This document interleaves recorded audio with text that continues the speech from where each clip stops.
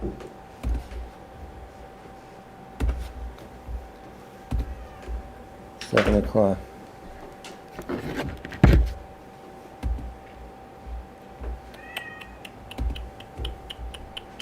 Yeah. And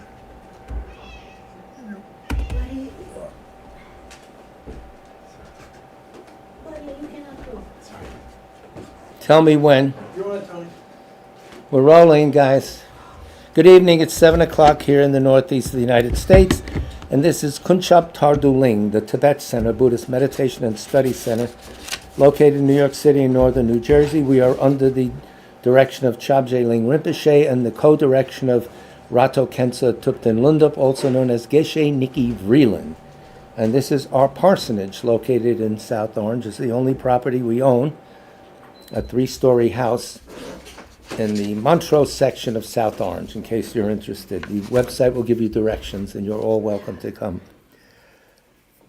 If there's anyone for whom you wish us to pray for who has passed away recently, put their names in the chat box, so at the end of the class, when we do Sutra of the Recollection of the Three Jewels, everyone will see their names and remember them. All the prayers we say are on the website in the FAQ section. That's the tibetcenter.org website. FAQ section, scroll down to prayers. So we'll start with the prayer for the spreading of the teachings throughout the length and breadth of the West, written by the predecessor of our director, the previous Yongzin Ling Rinpoche. By the force of the blessings of the non-fallacious 3 precious gems, and of the truth of our pure selfless wishes, may the precious Buddhist teachings flourish and spread to the expanse of all areas throughout the length and breadth of the West, for all the people living there, together with their near ones, who have engaged in the teachings and have faith and respect for them, may all conditions adverse to their practice of the pure Dharma be dispelled, and an excellent collection of favorable conditions increased like the waxing moon. And especially for those who work on methods to accomplish the flourishing and spreading of the Victorious One's teachings, which are the source of benefit and happiness. May they never be oppressed by masses of interference and adverse conditions, and may this spontaneously happen just as we have hoped and wished. The Heart Sutra, Heart of Wisdom Sutra, technically. Thus have I heard once. The Blessed One was dwelling in the royal domain of the Vulture Peak Mountain, together with a big gathering of great monks and great bodhisattvas. At that time, the Blessed One entered the samadhi which examines the dharmas, called profound illumination, and at the same time noble Avalokiteshvara, the bodhisattva Mahasattva, looking at the profound practice of transcendent knowledge, saw the 5 skandhas in their natural emptiness. Then, through the inspiration of the Buddha, Venerable Shariputra said to Avalokiteshvara, "How should those noble ones learn who wish to follow the profound practice of transcendent knowledge?" And Avalokiteshvara answered, "Venerable Shariputra, whoever wishes to follow the profound practice of transcendent knowledge should look at it like this, seeing the 5 skandhas and their natural emptiness. Form is empty, emptiness itself is form. Emptiness is not separate from form, form is not separate from emptiness. In the same way, feeling, discriminating awareness, compositional factors, and consciousness are empty. Thus all the dharmas are empty and have no characteristics. They are unborn and unceasing. They are not impure or pure. They neither decrease nor increase. Therefore, since there is emptiness, there is no form, no feeling, no discriminating awareness, no compositional factors, no consciousness, no eye, no ear, no nose, no tongue, no body, no mind, no appearance, no sound, no smell, no taste, no sensation, no objects of mind, no quality of sight, no quality of hearing, no quality of smelling, no quality of tasting, no quality of sensing, no quality of thought, no quality of mind consciousness. There are no nidanas from ignorance to old age and death, nor their wearing out. There is no suffering, no cause of suffering, no ending of suffering, and no path, no wisdom, no attainment, no non-attainment. Therefore, since there is no attainment, the bodhisattvas abide by means of transcendent knowledge. And since there is no obscurity of mind, they have no fear. They transcend falsity and pass beyond the bounds of sorrow. All the Buddhas who dwell in the past, present, and future, by means of transcendent knowledge, fully and clearly awaken to unsurpassed, true, complete enlightenment. Therefore, the mantra of transcendent knowledge, the mantra of deep insight, the unsurpassed mantra, the unequaled mantra, the mantra which calms all suffering, where there is no deception. In transcendent knowledge, the mantra is proclaimed. Tayat Om Gate Gate Paragate Parasam Gate Bodhisoha. O Shariputra, this is how Bodhisattva, Mahasattva should learn profound transcendent knowledge. Then the Blessed One arose from that samadhi and praised the Bodhisattva Mahasattva Avalokiteshvara, saying, Good, good, O son of noble family. Profound, transcendent knowledge should be practiced just as you have taught, and the Tathagatas will rejoice. When the Blessed One had said this, Shariputra and Avalokiteshvara, that whole gathering and the world with its gods, humans, Suras, Gandharvas, their hearts full of joy, praised the words of the Blessed One. So, Bodhisattva vow and refuge, it's called generating bodhicitta. We recite these 3 verses 3 times each. With the wish to free all beings, I shall always go for refuge to the Buddha, Dharma, and Sangha until I reach full enlightenment. Inspired by wisdom and compassion, today in the Buddha's presence, I generate the mind intent on full awakening for the benefit of all sentient beings. As long as space endures, as long as sentient beings remain, until then may I too remain to dispel the miseries of the world. With the wish to free all beings, I shall always go for refuge to the Buddha, Dharma, and Sangha until I reach full enlightenment. Inspired by wisdom and compassion, today in the Buddha's presence, I generate the mind intent on full awakening for the benefit of all sentient beings. As long as space endures, as long as sentient beings remain, until then may I too remain to dispel the miseries of the world. With the wish to free all beings, I shall always go for refuge to the Buddha, Dharma, and Sangha until I reach full enlightenment. Inspired by wisdom and compassion, today in the Buddha's presence, I generate the mind intent on full awakening for the benefit of all sentient beings. As long as space endures, as long as sentient beings remain, until then may I too remain to dispel the miseries of the world. So, we have a lot to do tonight. Tonight is very rich in information that you can take home with you immediately and improve your life. And we will live up to that advertising claim. But first, a little hors d'oeuvre, amuse-bouche, amuse-mind, whatever you want to call it. This is again from that book on the path to enlightenment, an anthology of different Buddhist inspiring poems, essays, vignettes, whatever you want to call them. This is from Atisha, and the topic is the conjoining of emptiness and compassion, how they relate to each other.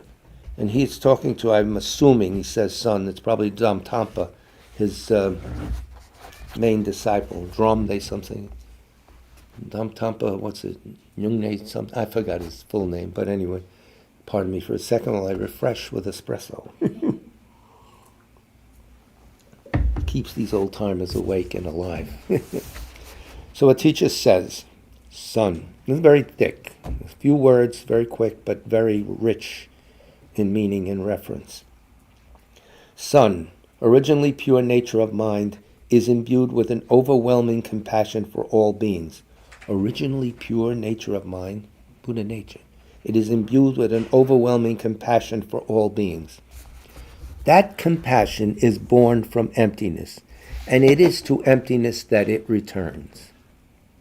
Son, all things of samsara and nirvana arise from mind in itself. He's got dashes between the mind in itself, in which no one has ever seen the least cause or condition. On examination, The mind is seen to be like a rainbow in the sky. Know that emptiness and compassion are like the sky and the rainbow. Sun. See everything like waves in motion that ruffle the surface of the deep ocean. They arise from the ocean itself and sink back into the ocean. Nobody has ever seen the least demarcation between the moving waves and the depths of the ocean.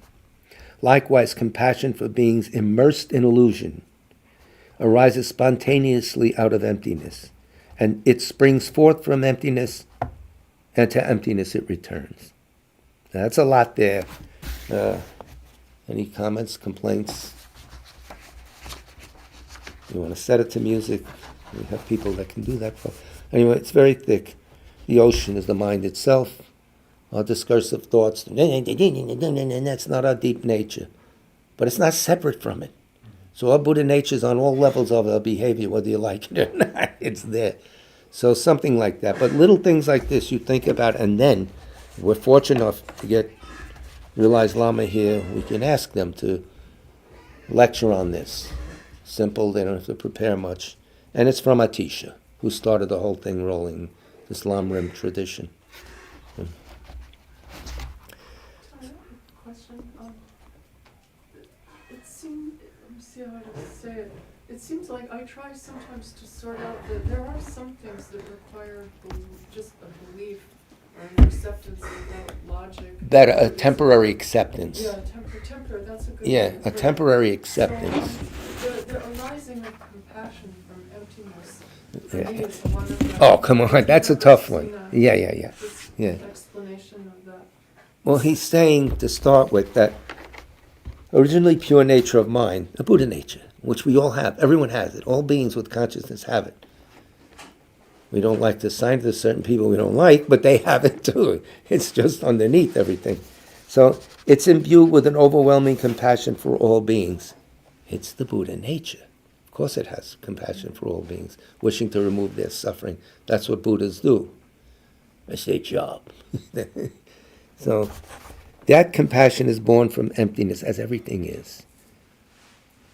Things can move, can be produced, because there is no inherent, strict, frozen, static existence. There is the flow of emptiness. Dependent arising. Emptiness equals, on the board, class, you'll see this on the final, and we mean the final. Emptiness equals dependent arising. And you could say dependent arising equals emptiness, right? You got that, class? You'll see it on the final. Yeah. So if you key in something vague in your mind, emptiness, yeah, everything is... No. Emptiness is dependent arising. Things aren't static, inherently existent, etc., and because they're dependent on each other for everything, for their definition, for their physical being, etc., and so forth. For them, dependent on nothing else, a designating consciousness that knows them. So that's one way to look at it. But there's a lot in these poems, but yes, you have to temporarily, well, let's see what this is. Let's try this and see if it works. That's all.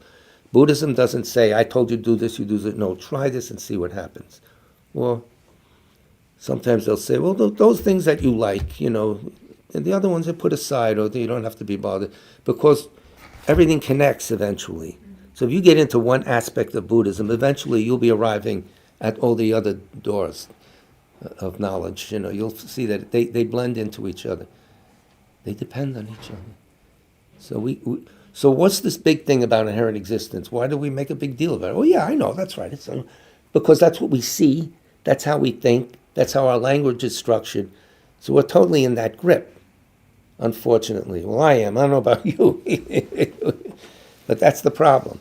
So I don't know of any instant fixes. Believe me, I'd bribe someone to get it if I had to. But so we have to get used to that idea deep down, that what we're seeing is not doable.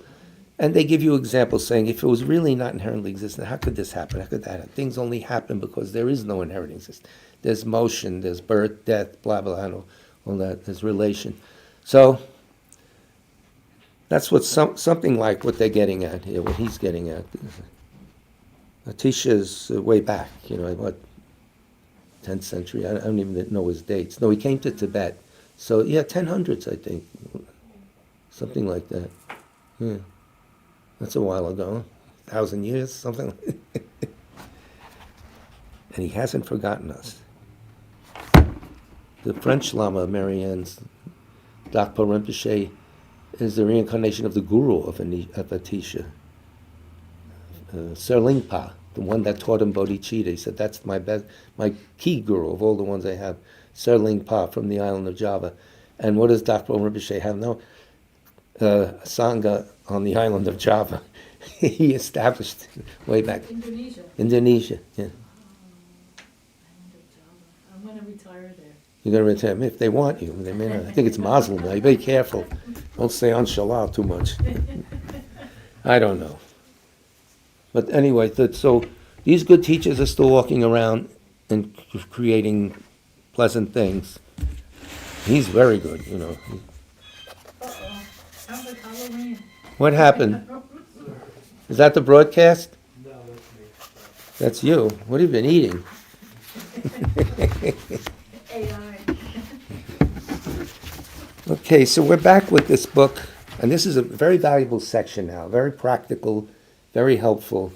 So feel free to comment, complain, or whatever. Beyond Religion, which we've been featuring now, His Holiness Dalai Lama's presentation of secular ethics. In other words, a person who could care less about any religion is very suspicious of all that. How can he help them? This is how. There's not much dogma in this at all. This is chapter 10, Cultivating Key Inner Values. I started this first paragraph at the end of last night, but probably you didn't hear last night's, right? So, incidentally, by the way, next week is the last class in the city. We will probably do Monday and Wednesday here, like we used to do. We always did Monday and Wednesday, because 2 in a row is too much, you know. So, we'll do everything from here. That's it. So, looks like it, unless Nikki says no. So, page 137, if you're keeping score. Let us recall the two-pronged approach to genuine ethical practice. On the one hand, working to restrain our destructive emotions, the defensive, and on the other, actively cultivating our positive, I couldn't say offensive, that doesn't sound good, but a positive, cultivating positive inequalities. In the previous chapter, I discussed the problem of a destructive emotion and explored ways in which, through awareness and regulation of them, we can deal constructively with the challenges they pose. Yes, we got to put out the fires. We got to create, a landing zone or whatever you want, a smooth area where we can operate from in our minds. In this chapter, I consider the other arm of this approach, the positive qualities that naturally exist within us. He's not saying you have to go out and get it. This is a big point. They naturally exist within us. So the thinking should be uncovering, discovering, internal trip down into the canyons of whatever, who knows, whatever metaphor makes you feel good within us. And the most important is compassion. Oh, just like the other poems said. I have already spoken of at some length. I've spoken of at some length compassion. I've also said something about the virtue of forgiveness in the context of justice. What follows here is a brief consideration of a few of the key human values: patience or forbearance, which he will define very carefully, contentment, self-discipline, and generosity. These are things to develop, and you like people who have these things, especially generous people. We like them. So, patience and forbearance. In the context of secular ethics, which he's talking about, perhaps the antidote to destructive emotion with the most urgent and immediate relevance for our everyday lives is what is called Supa in Tibetan, or Sopa, Geshe Sopa. Listen, they take the names like we have that too in English: prudence, patience. People are named after virtues. What is called Sopa in Tibet now, this is important, though usually translated as patience, Sopa also includes the virtues of tolerance, forbearance, and forgiveness. Able to bear is one of the. So it's a thicker word than we think, than just patience. What it really means is the ability to endure suffering. I don't like to endure suffering. Why do we have to? We are in suffering, guys. We're in samsara, in case you haven't noticed. You'll be reminded shortly by the world itself. So, What it really means is the ability to endure suffering entails not giving in to our instinctive urge to respond negatively to our difficulties. God damn it, why me? On and on into the night, making yourself worse. Put salt in that wound, go right ahead. Ouch. But surpa has nothing to do with being either passive or impotent, or impotent, whatever you want to call it. Nothing to do with it. It doesn't, you sit there. No. Here it is. It is not a case of tolerating something just because you do not have the ability to hit back. Nor is it enduring injustice grudgingly through gritted teeth. So that's what comes to mind. Oh yeah, just hang on. Oh. Instead, genuine patience requires great strength, strong character. It is fundamentally the exercise of restraint based on mental discipline. So it involves a mental discipline, which we have to develop ourselves. No one else can give it to us over time. And be patient enough not to blow up when you don't have it right away. So genuine patience requires great strength. It is fundamentally the exercise of restraint based on mental discipline. There are three aspects of patience or forbearance to consider. One, forbearance toward those who harm us, and he's going to go through these three in little sections. Number one, acceptance of suffering and acceptance of reality. And he's not talking here about emptiness of reality. He's talking about the things that go on normally. So try to keep that in mind. Now, patience towards the perpetrators of harm. In other words, forbearance towards those who harm us. As I've already suggested, reflecting on the fact that everything depends on a great many causes and conditions can do much to help us tolerate the wrongs inflicted on us by others. So we stop right there and consider this. Every action is connected to so many other causes and conditions. By us, by others, whatever. He's telling you to lift up and take the aerial view. Take the panoramic view of things. Because that's what it really is. All these things, we don't think that, this son of a, if he wasn't there, everything would be great. No, never. Unfortunately. I wish. So go ahead, rain down your missiles, guys, on both sides. It's not going to help. Not going to help at all. It's going to hurt. When people injure us in some way, it is helpful to recall that a vast array of factors will have contributed to their behavior. Now, in order to do this, there has to be that underlying discipline, that intelligent discipline brought about by study and thinking. It has to be. It's not going to happen instantly. So, with that kind of background, we'll see this stuff, sometimes see it coming. And that's a big gift. A big gift to your blood pressure, to your nervous system, to your wallet. What? So, think about it. When we face aggression or disrespect, it is worth considering why the aggressive or disrespectful people are acting in that way. Well, we can think of that now on our own. Nobody comes out of nowhere. There's all kinds of causes working in their mind. They're mad about something at work and they take it out of someone at home. We've gone down this road in many arguments and many reality shows on the Jerry Springer show of old. All this was played out nicely for us to digest. Ay, ay, ay. Well, now there's a Jewish president of Mexico, so it's oy, ay, ay. It's changed.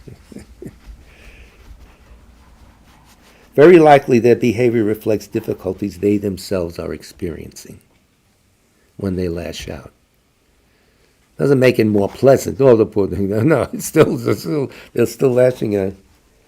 Recognizing this can moderate our instinct to retaliate. And there's the problem. The knee-jerk reaction always gets us in trouble. It really is. It's a problem. At work especially. All this plays out nicely at work. You sit at your desk and have this come at you all the time. It's good to go to work for that reason. And you get paid. Stop complaining. They give you money. And they give you lunch sometimes. He continues, in the next paragraph, it is also useful to remember that anger is not something anyone actually wants, nor do they want the frustration that caused the anger. So, Just think of yourself when you get really roaring angry. What started it? I didn't get in my way or something. This didn't happen the way it should have. Why are these idiots doing this? Commuting, for instance, always a good place for this. The fertile field. Grace, you don't have to commute. You're lucky. You had your share, I'm sure. We all did. So, when we ourselves get angry, for example, is it because we want to? No. It comes upon us involuntarily, so to speak. Like falling ill, becoming angry is not something we do deliberately. Furthermore, given that the perpetrators of the harm are just like you and I, or me and you, he said here. I don't know what the correct grammar is, but human beings who aspire to happiness and wish to avoid suffering, and who the hell doesn't that take in? Everyone wants happiness, including, insects, etc. They too are deserving of our compassion and concern. You're sort of raising yourself now above, even though we're not. We're in the crowd getting angry, sort of taking the idea, wait a minute, this is not the way it's supposed to be. When I become a Buddha, I won't be that way. Goal to shoot for. So you're temporarily taking a higher view, even though deep down it falls apart sometimes in frustration. But slowly, the attitude takes strength. These things are based on true reality. So they have strength. They won't go away. So they are deserving of our compassion. Kindness and forgiveness are therefore much more appropriate responses to hostility than anger. And by the way, that takes a hell of a lot of training, because we're all conditioned to scream, jump up and down. And, and even in a political contest, we can't sit down and do nothing. The clenched fist. All right, as a focus, as an idea to gather people, to direct at something, some injustice, yes. But if you go crazy, raise your blood pressure, start seeing things black and white and this and that, unconnected, not flowing, you got a problem. And I think the whole world has the problem. Us, me included. It's a problem. It's something to think about on your own, and only you can adjust your own mind to come to terms with this reality, if you want to. You don't, you can do what you want. But that's his presentation. But it's spacious. It gives you stuff to work with. Don't expect in results even in a year. These things, the character build takes a long time. And a long time to come to terms with the final nature of reality. Things are empty of inherent existence and dependent arising on many, many levels. It takes a while. You want espresso? We have an espresso IV if you want. No. Nurse, table over there. So now on page 139, he says, as with the exercises of forgiveness, we went through some forgiving exercise before in this book, we need to distinguish between the act and the actor. Christians say the sin and the sinner. And probably Muslims say that too when they're at home enjoying dates or whatever. I don't know. Between the harmful deed and the person who committed it. That's a topic in itself. Some lamas lecture on that all hour or two. They'll just go on that. Going over the same points so it rests in your mind, and then on your own you'll come up with these little ideas. Nurture them. This is good stuff. While remaining firm in our opposition to the unjust act itself, you don't let it go. Now this guy's like whoever the politicians are stealing, whatever. We can still retain our sense of concern and compassion for the perpetrator of that harm. The next section, patience through acceptance of suffering. So I have to accept the suffering of thirst. No, I don't. The antidote.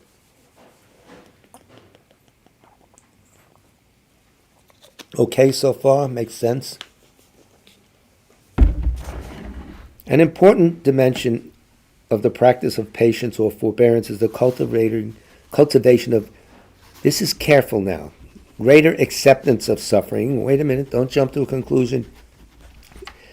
And difficulties, which are in fact unavoidable parts of our existence. We don't go looking for them, they're going to be there. Wake up. That's it. That's the situation. Until you're a Buddha, roasting, floating around, giving help wherever it's needed automatically. So even 10th level bodhisattvas have some degree of suffering. This training in patience takes the form of developing a genuine attitude of acceptance of the reality that life involves hardship.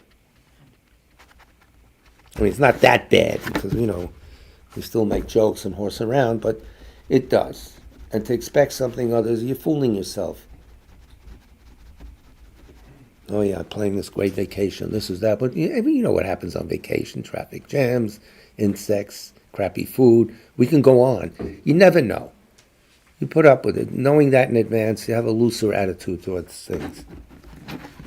To be in denial about suffering or to expect life to be easy only causes a person additional misery. True or false? I think so. I don't know. I do not mean to suggest that suffering is somehow good in itself. I simply mean that accepting it will make it easier to bear. So it's very frank, very blunt. And then this you could try out. You don't go looking for it. It's going to come at you. Don't be an idiot, lying in bed of nails or something. Mortifying the flesh never helped anybody. Never got anywhere. That's it. It's the mind you got to go after. So, no, this is the situation. We're in samsara, if you haven't noticed. When the train doesn't come on time, it's a reminder. Or whatever you got, The souffle falls. Oh, no. All right. Traveling the world, and this is nice, there's a little vignette here. I've noticed that people in less developed countries whose lives are hard in material terms often seem more contented than those in more affluent countries who have relatively easy lives. Beneath the outward affluence in materially advanced societies lies a good deal of inner anxiety and dissatisfaction. The sale of, Xanax and all the other stuff will prove that point right away. We could prove it economically. Here are the charts of the sales. Hey. Inner anxiety and dissatisfaction. While in poorer countries, I'm often struck by the simple joy one often encounters. How to account for this? I see it in Tibetans. They have some natural ability to put up with stuff, maybe the years of training that they've had or whatever. Your husband, a perfect example. In an orphanage, tough. Being married to me. Being married to you that's what. Well, he chose to suffer. Yeah, here's another one coming in. Hey, uh-oh, you didn't expect that. The peanut gallery has erupted. I don't know if they picked that up on the mic. Did they pick up your comment? He said he is a saint. All right. How to account for this? It seems that hardship in forcing us to exercise greater patience and forbearance in life actually makes us stronger and more robust. From the daily experience of hardship comes a greater capacity for accepting difficulties without losing our inner sense of calm. Rinpoche, for instance, our Rinpoche, walking over the hills, escaping on foot from Tibet, from bombardments, very thin, poor food and everything, gathered himself and formed a center. Amazing. Taught himself English. Came to teach us. And the whole exile community of Tibetans, you could see a strength in them that you don't see in the average suburban kid. So we saw that. Betty was very impressed with the older generation, especially when we went to see His Holiness Dalai Lama. There's 17,000 Tibetans there or so. In all age groups. And it's very uplifting to be among them. There's a basic sense of security and calm that they're carrying with them somehow. They all practice, they all knew the prayers. As His Holiness says, these people have a genuine religion. Of course, those are the ones that showed up for the Dalai Lama. The ones that didn't, I don't know, another story. But so those are my, this is something I've also observed in some of my European friends. Those of my own generation who lived through the hardships of the Second World War seem to possess greater forbearance and strength of character than the younger generations who have never encountered such difficulties. The experience of losing friends and family, living with uncertainty, and making do with meager rations has, it seems, made that generation tougher. They are more able to cope with adversity without losing their humor.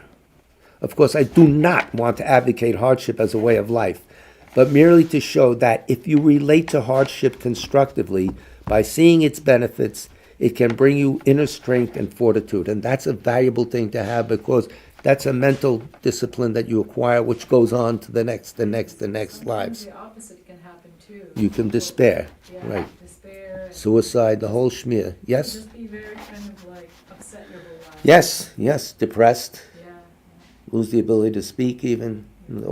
There's the gamut of all this. He's proposing this, and he went through that. He ran out on horseback and foot, disguised. How, though, are we to deal with the ordinary setbacks of life? Again, I find the advice of Shantideva, the 8th century Indian thinker, especially helpful. And this we all heard all the time. If there is a solution, then what need is there for dejection? If there is a solution, you can correct the problem. What are you dejected about? If there's no solution, then what's the point in being dejected? And that's it. Very simple. Doesn't even require you to join any religious club or anything. Tell that to your friends as they throw a drink in your face. No, don't hang in those boxes. I call this no need, no point. This is the no need, no point approach to dealing with problems. If a problem has a solution, then it should not be cause for excessive worry. Rather than feeling overwhelmed, we should simply work with determination to reach the solution. You decide whether it has a solution or not first. You scope it out. You just don't, I got to take care of this. Otherwise, you're foolish. If, after careful consideration, we conclude that there is no solution to be found, we gain nothing by worrying. Instead, the sooner we accept that the problem cannot be rectified, the easier it will be to carry on with our lives. It won't disturb a basic calm that you really need to be more intelligent. Your intelligence operates more when you're calm. You remember, should be calm. He's always telling me that. Yeah. You had to go to a meeting, a business, be calm. A meeting with Len, should be calm. Be careful, listen. Yeah. Stuff like that. He lived it. Either way, there's no point in excessive worrying. Not only does it do us no good, but it can severely harm us by making us weaker, or worse, it can lead to depression. This is good clinical advice without the fee. Well, that's all the time we have today for our side. No. Of course, he continues on page 141, this is not to suggest that we should surrender to suffering. No. On the contrary, accepting suffering, and this is careful thinking now, far from being a surrender, is the first step toward combating its harm. Okay, it's there. Let's not BS ourselves that it's not going to be there, or we suppress it, or we ignore. It's there. Okay, now what do? Far from being surrender, it's the first step toward combating its harm. By accepting hardship, we begin to see that it is not entirely negative. Well, that's hard for me to see, but he does. It can, for example, be a powerful force in bringing us together with others by enlivening our empathetic, compassionate natures. We're all in this together. The hurricane people in North Carolina, seeing how they're helping each other, it was very warming. They did some good documentary films on this, Seems that everybody comes somewhere and helps us. They're, guys with their all-terrain vehicles running around with meals. It's very nice. No government's doing it. They're doing it themselves. I think they're kind of close-knit there because they're all like rugged individuals in those hills. So it's around Asheville, I think. Well, there's a Buddhist center there. George is there. I haven't been able to find what's gone on with him. I hope he's all right. George Turner is an elder monk, well-trained, MIT grad in physics, and he teaches online a lot. You're not allergic, are you? You are. I'll bring Benadryl next time. Take it. For those who we don't have him on camera, the house cat goes from person to person. He's very familiar. He's very social. He's working the crowd on his own. He has equanimity. He likes everybody. Yes, he does. He has no favorites. Above all, suffering helps us recognize our kinship with one another. And with this recognition, We are no longer overwhelmed by our own difficulties, but gain the strength we need to meet the challenge we face. So alienation, no good. You won't have it if you accept suffering. They're the same as me. Okay, it's not only me. This why me stuff has to go. Why me is a lot of answers to that. Why me? First of all, it's your karmic acts, but we won't mention that now. We're being polite. Why me does not help you. Personal suffering can also be a catalyst for individual spiritual growth. In addition to making us strong, it can bring us a kind of humility and help us to be more in tune with reality, not imagining our perfect world that we rule. These effects of suffering are recognized by all the world's major religious traditions. They are also something I have felt in my own life. I am in no doubt that my experience of exile has given me a deeper understanding of life than I would have had if I was still living in Tibet as a privileged ruler of a country. He had to get down with the crowd, down from Lhasa, disguised, living in a poor country with nothing. Just took his Lamrim book, a few texts. They all took their texts with them and came out, and look what they've done. Amazing. Patience through contemplation of reality. The third dimension of the practice of patience involves focusing on those facets of reality which we, as individuals, have the most difficulty in accepting. Well, I got a long list, guys. You have a list of things difficult to accept? They're all your bosses. Wait a minute. That alone takes up a whole book. These may include, for example, aging or death. No, he's talking about the basic aging. Or these topics are often regarded as taboo because many people just do not want to think about them. Okay, don't think about them. They're there. Your very intelligent mind will send up little signals and neurotic messages that make you uneasy because you're not considering this reality. So I've found that to be true. This seems to be particularly the case in more affluent societies where consumerism promotes the culture of youth. And yet, contemplating such topics can enhance our well-being. It can enhance our well-being. How so? He says, reflecting deeply upon the inevitability of old age and death and their roles as parts of our existence can lead us to a greater tolerance towards these aspects of reality, which otherwise might cause us despair and dejection. His quick answer when people say, oh, dying, death is part of life. He spits that right out at someone. Death is part of life. So it's a different viewpoint with Buddhists. You come back, okay, where? That's a big problem. But it's a continuum. Our mental continuum is immortal. It's continuous. That's it. If it went away, maybe it would be a lot easier. The hell, I'm done. That's it. But no. So the tracks you lay down in this are going to be replayed back. Let me check the time. Ooh, all right. As I've already suggested, His Holiness says, several times, but you weren't listening. No, he doesn't say that. Everything in the world comes about as a result of many factors. In any given occurrence, our own actions are only one factor in a great range of causes and conditions. Our own actions are only one factor in a great range of causes and conditions. So forget this thing that you run the world and everything you do changes everything.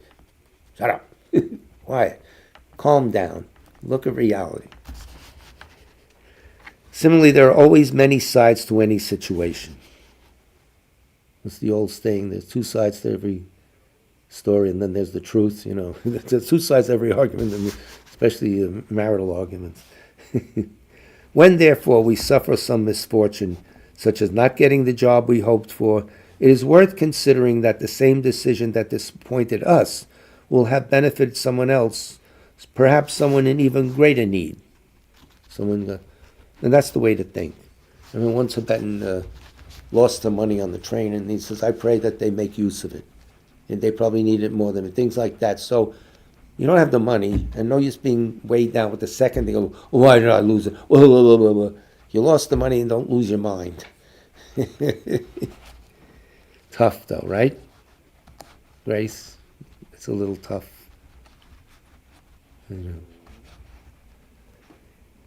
Though not easy, and he said that, such considerations can temper our sense of loss with some sympathetic joy at others' good fortune. And there's a key to unlock a lot of happiness. Sympathetic joy. Sharing their happiness. Sharing their joy. He got a promotion. Congratulations, I really mean it. That's an uplift for you as much as for the other one. So, at the same time, the simple act of moving the focus of our attention away from ourselves, why me, crap, no, will have the effect of making the problem appear less unbearable. Problem.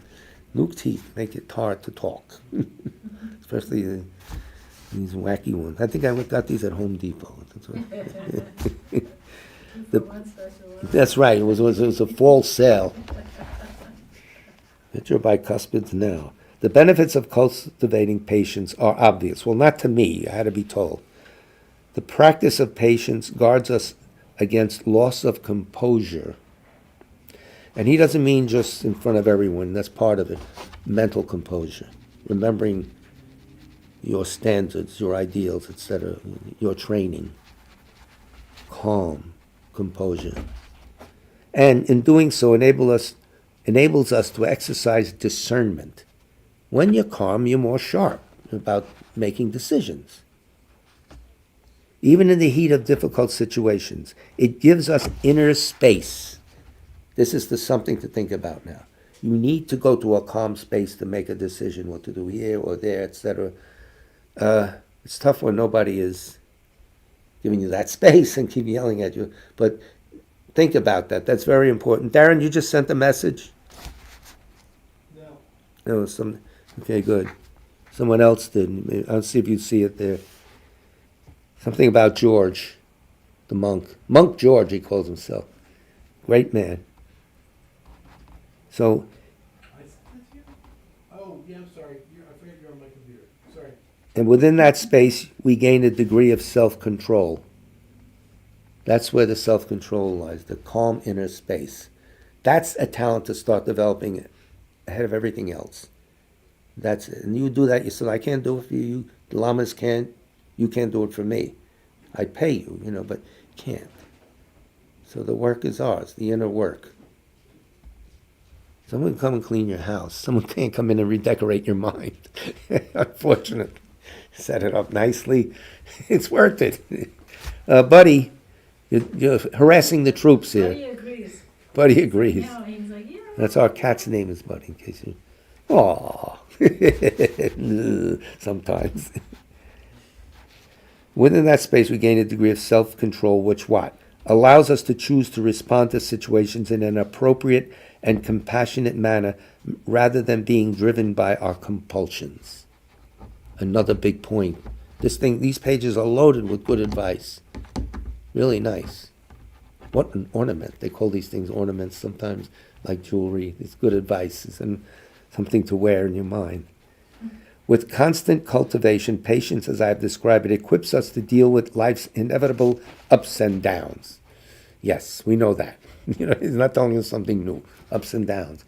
So, what is more, there is no doubt that patience is a quality that others appreciate tremendously. Yes, through exercising patience, we naturally become far more appealing to others.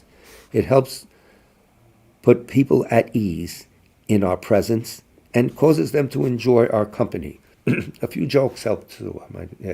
Get yourself a joke book, memorize it, come out with them at times. You'd be surprised how many friends you make. No, that's secular advice. That's real secular advice. That's not good advice. But above all, patience is a powerful antidote to the destructive emotions of anger and its fuel, frustration. Anger usually follows frustration. I wanted it a certain way, it didn't happen, boom. I was nice and peaceful, someone invaded, boom. I know, it's not pleasant. You can see me when I can't find something in the house. I'm all alone and I'm screaming. I have to train myself more. Page 143, contentment. The next section is called contentment. On my earliest trips to Western countries, His Holiness says, I sometimes used to visit shopping malls. Him too? Oh boy, there's no hope. That's it. We're done. Forget it. In those days, there were no such malls in India. He was lucky. And it was impressive to us Tibetans to see all the smart shops with their window displays lit up with all kinds of consumer products. Ever since childhood, I have had a love of mechanical objects like watches, so I found the modern mechanical and electronic gadgets in these stores most attractive. Looking at them, I would sometimes think, oh, I would like this. I would like that. But then I would ask myself, do I really need it?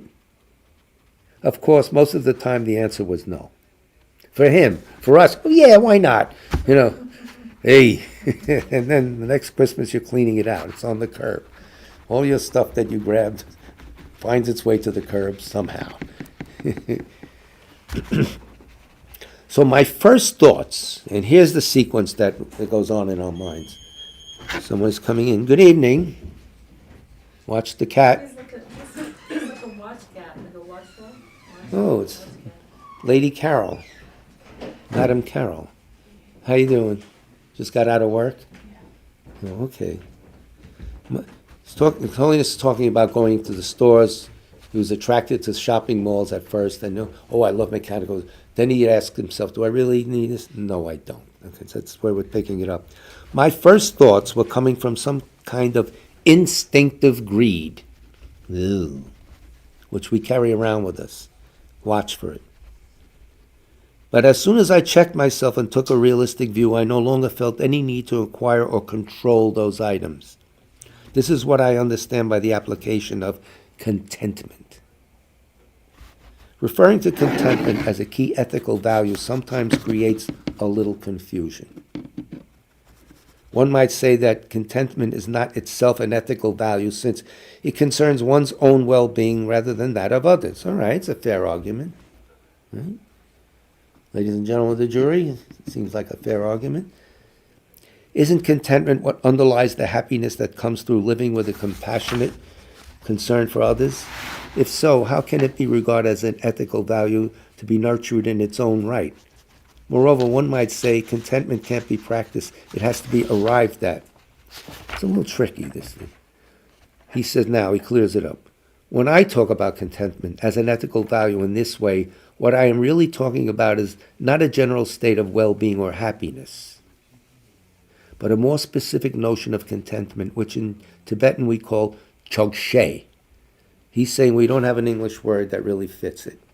It's always translated as contentment because everybody else does. But he's saying the word is chogshe, and now he'll open that up. I do not know any simple translation of this term in English or any other Western language, and since it is generally translated as contentment, I also use the term. However, what chogshe really means is an absence of greed.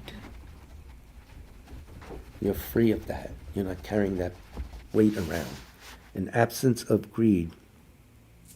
Literally, that means knowing what is enough. The Irish have a statement, enough is a feast. They went through famine. Or knowing when to be contented. It means being able to find satisfaction without looking for more. We could all use a dose of that. Really. We'd have more free time in our minds. This is what we need. All these things take up clutter, and the most important thing we have, the mental office, or the mental library, or the mental lounge. Let's put it that way. Whatever you want to characterize your And I mind. think the cell phones make it worse. Oh, Yeah. absolutely. Yeah. There's a big point. Yeah. Yes. It's like it being in prison, especially with your friends have to, the kids seem to be, you got to chat them back, and all the kids, no more looking out the window. You know, strange. You have that problem with your daughter? She's overusing cell phones? And she's no spring chicken anymore. No, No, she doesn't have it the same way. But I think all young people, and it's not just the cell phones, it's social media. It's a different way of communicating. What is on this? Yes, that's right. Or the, Whether you get it on a phone or a computer. Yeah. It's the same thing, and it's almost like, it is a different reality. It's virtualized, you know, it's a reality that doesn't. the speed of it is weird too.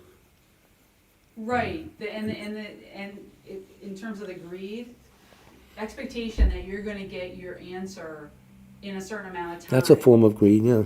Yeah. And Makes if you impatient don't- if you don't. If you don't, you lose your patience. And you're off to the races. I mean, come on. Is that a way to live? No. But it's hard for children to think that way because they're always got to But do it's what their also friends a look, do. you know, it's like, try to go out without your phone. Try to go and have a day without your phone. You'll feel like When I lose something's it sometimes, I have that by default. No, I know, that's true. wrong. We're all guilty. We're young I and know. old. Young and old. When I ride the train, every single person is looking at their. Oh, yeah, oh, totally. The Not a children. single person that's looking out the window or just spacing out there. Everyone's. And it's funny, like a group of girls after school are in Starbucks or guys, even though they're yakking with each other. I'm like, instead of talking to them, they send them a text. They're right there. Hello, for Christ's sake. Yeah, you really. I've seen that, yeah. Well, watch my language. So contentment, according to this view, is something like the virtue of moderation. It implies a certain modesty of ambition or having limited desires. By living modesty and setting reasonable limits, we free ourselves from the sense of insecurity and insufficiency born of incessant craving. You see how we do it to ourselves? That sense of insecurity and insufficiency comes about by incessant craving.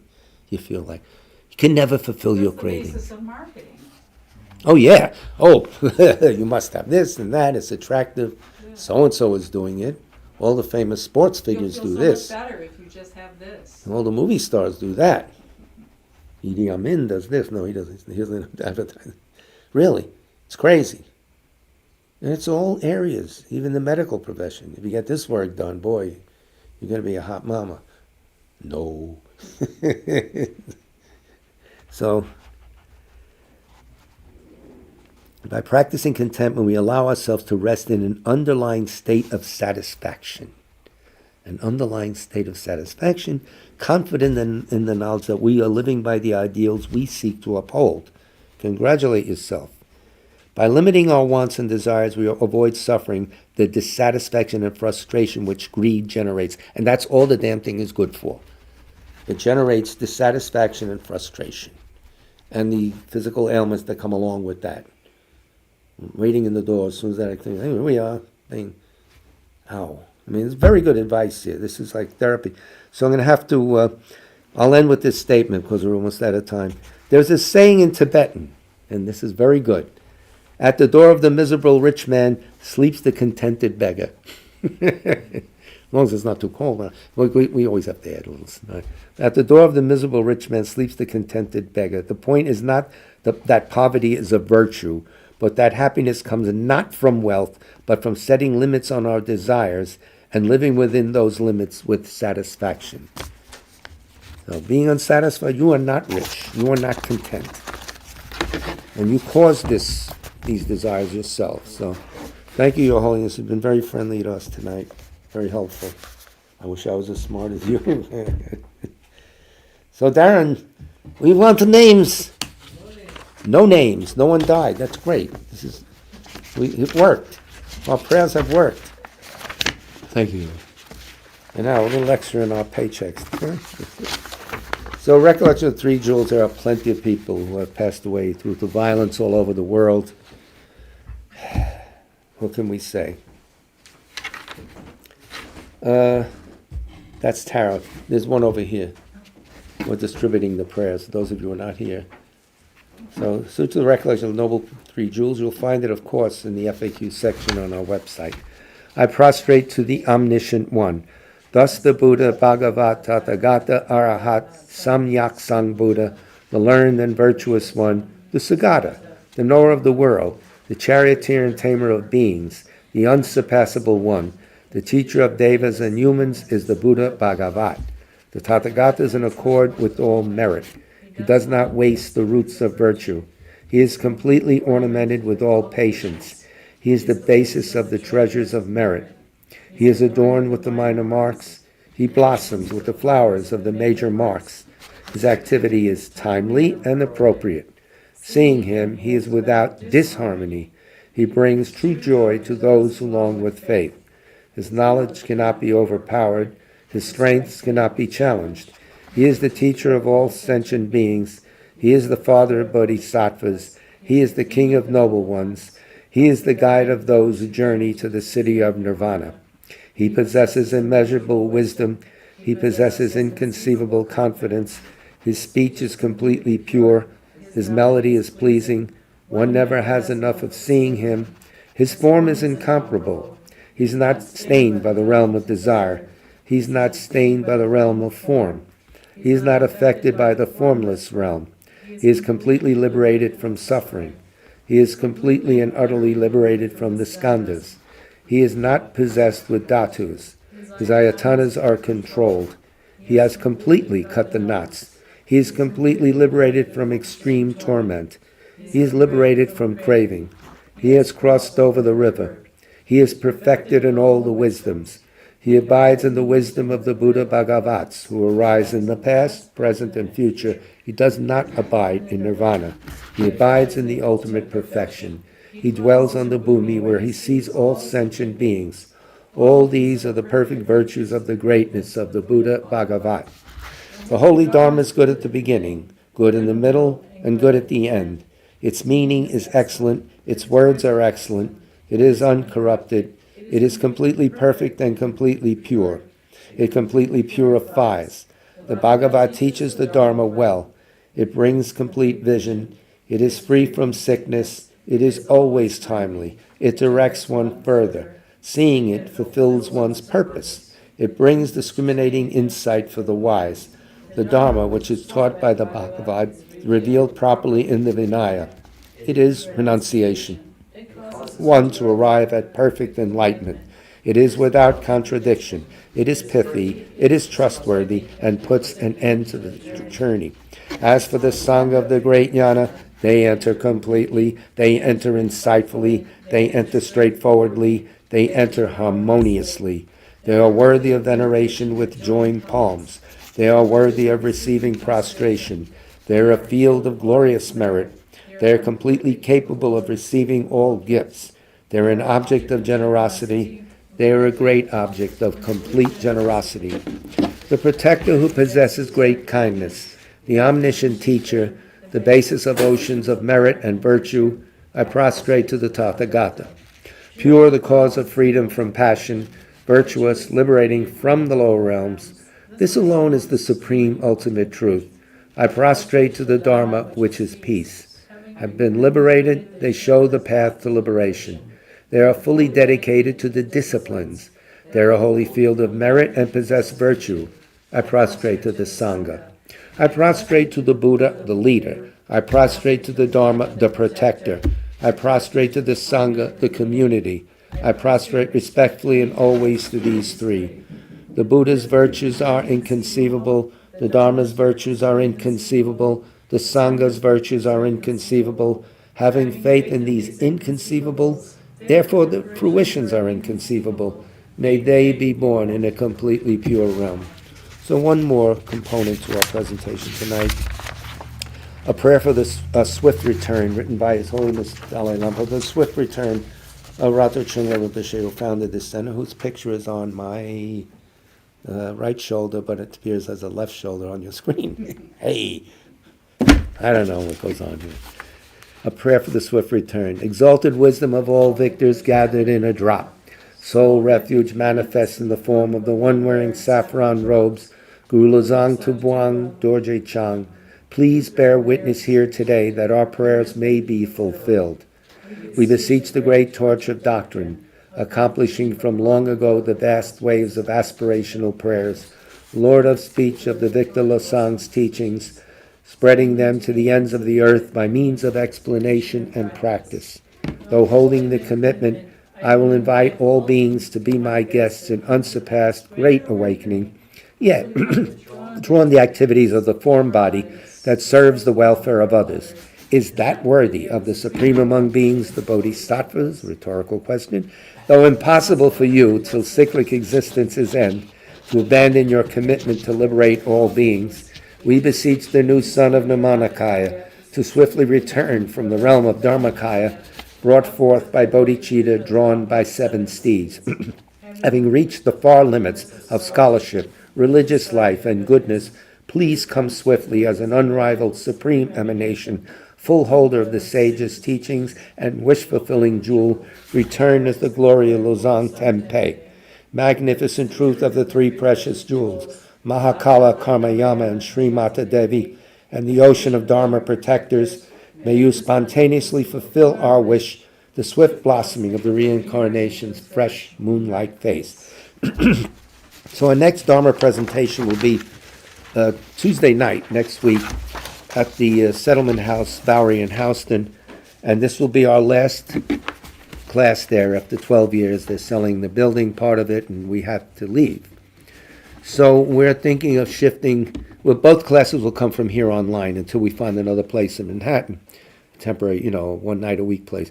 So until then, we're thinking of, and your, feedback will help us, switching as we used to do Monday night and Wednesday night. They'll both be online from here, but it's a little easier than having 2 classes in a row for people who don't want to cram this in, for many reasons. That was the tradition over the years. Only recently they couldn't give us Monday night. So that's the story. So any of you who live in New York City know of any spaces for rent on a nightly basis, let me or Darren Smith know at the Tibet Center, or send us a message at the Tibet Center, or whatever you want to do. Come to the door and give us the word. I don't care. Thank you for your patient listening. Think these things over. Big love to all of you.